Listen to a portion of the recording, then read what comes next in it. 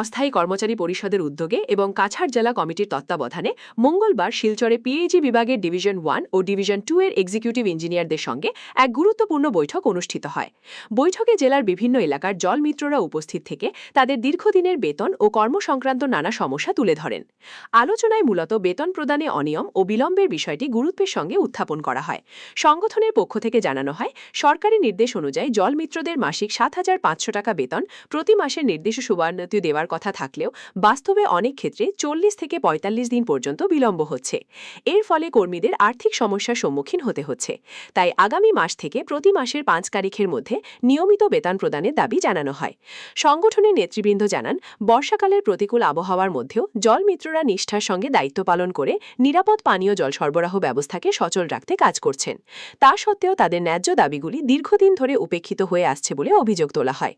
বৈঠকে উপস্থিত আধিকারিকদের কাছে সমসাময়িক দ্রুত সমাধানের দাবি জানানো হয়।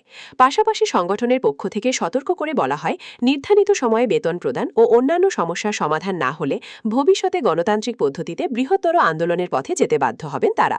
সংগঠনের প্রতিনিধিরা আরও জানান, এই বিষয়গুলি নিয়ে সম্প্রতি তারা আসামের মুখ্যমন্ত্রীর সঙ্গেও সাক্ষাৎ করে বিস্তারিত আলোচনা করেছেন। দীর্ঘদিন ধরে আমাদের এই সিও অফিস থেকে বেতন দেওয়া হয়, রেমুনারেশন দেওয়া হয়।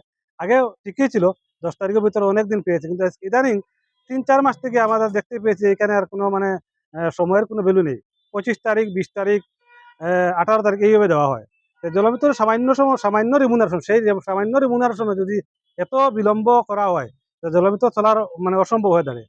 তাই আজকে আমার স্টেট সেক্রেটারিকে আনার জন্য এখানে শিলচর নিমন্ত্রণ করে এনে আমার উভয় ইঞ্জিনিয়ার এবং সিও ম্যাডাম নেই, ডেপুটি সিওর সঙ্গে আলোচনা হয়েছে এবং ডেপুটি সিও এবং ইঞ্জিনিয়ার আশ্বাস দিয়েছেন যে আগামী দিন আমাদের প্রতি 5 তারিখ বা 10 তারিখের ভিতরে আমাদের রিমুনারেশন দেওয়া হবার ব্যবস্থা করে দিবেন।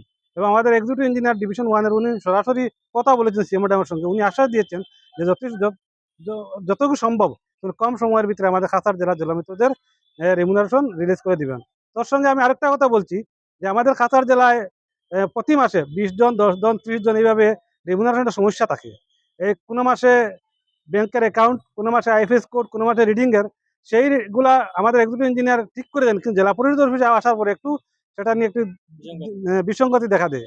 তো আমি আজকে আপনাদের মাধ্যমে আমাদের এই অফিসের সিএম এবং ডেপুটি সিএম দৃষ্টি আকর্ষণ করছি যে যাতে এই বিসঙ্গতি যাতে অতি সত্বর সমাধান করে আমাদের যারা ডিপ্রাইভ হয়েছেন যে 20 দিন, 10 দিন বিভিন্ন কারণে, তাদের রেমুনারেশন অতি সত্বর দেওয়ার জন্য।